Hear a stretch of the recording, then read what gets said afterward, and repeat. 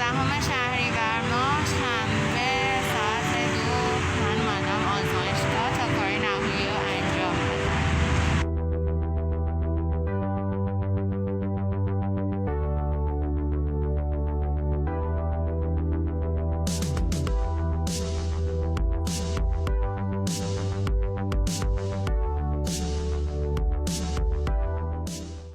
هدف ما این بود که در واقع از اول تو ذهن من این بود که ما وی آر رو به عنوان مداخله در نظر بگیریم و در واقع ببینیم که این مداخله چه تاثیر رو عملکرد حالا اون بازیگر یا اون سابجکتی که ما میاریم اینجا داره.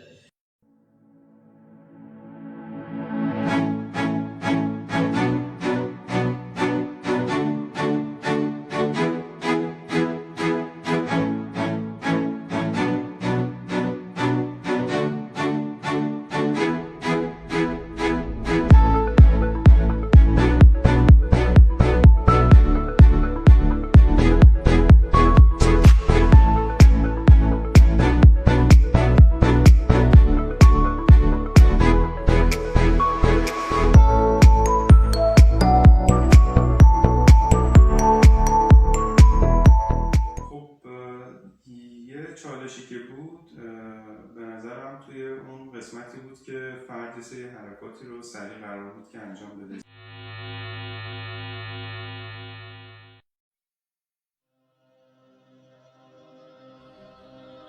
بگذار کلاه بر سرت بماند. میدانم که سوراخی بیشتر داری.